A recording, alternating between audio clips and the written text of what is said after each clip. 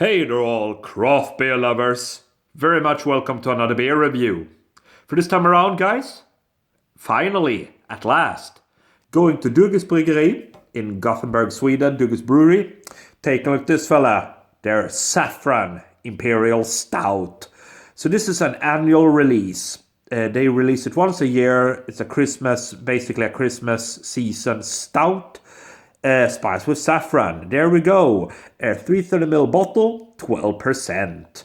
Grand Series Imperial Stout contains barley malt, rye, and oats. It's vegan friendly, and that's it.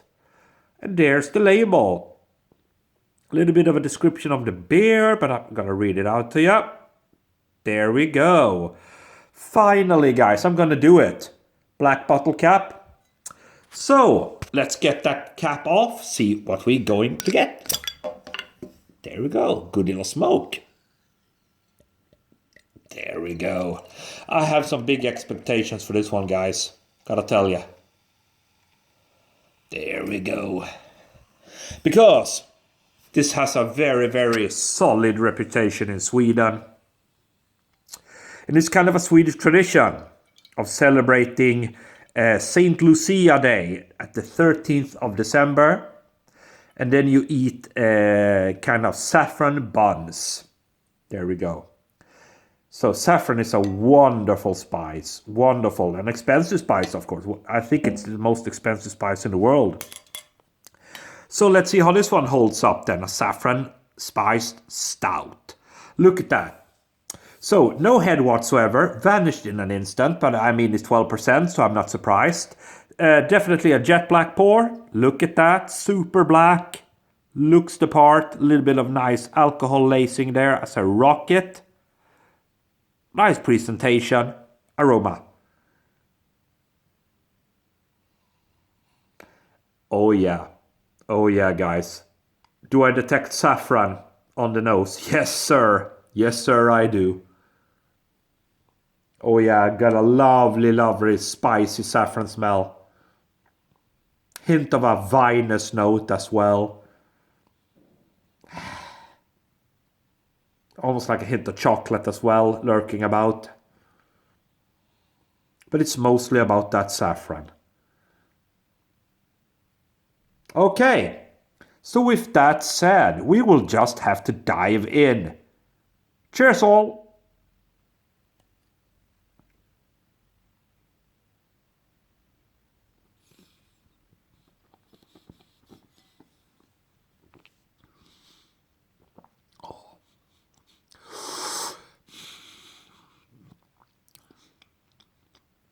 Not bad.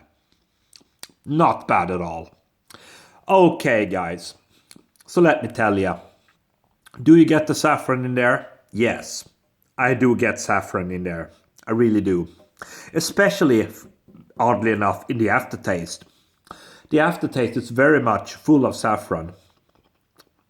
Now, is it crazy amounts of saffron in there? No. Saffron, as I said, it's a very, very expensive spice. I think it's more expensive than gold, actually, by weight.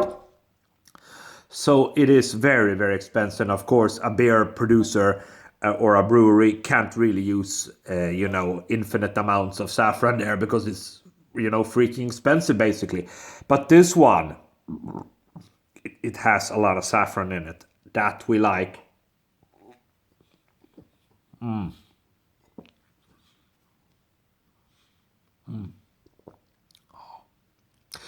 So, but let's put that saffron taste aside. What do I think of it? To be honest, guys, I'm always honest in my reviews. I'm not super impressed by the rest of the beer. Yeah, you get a boozy kick. Yeah, a little bit of kind of a malty breadiness in there. Slight bitterness. But I mean, if it weren't for that saffron in there, I wouldn't have been impressed at all by this beer. But they managed to get the saffron in there. It's a 12% there, so of course there's a little bit of booziness in there. I'm not surprised. I mean, it's expected for a 12% Imperial Stout. But I'm not super impressed by the rest of the beer, but the saffron part, yeah, I really do dig that. Let's go for the final sip, guys, and a final evaluation of this beer.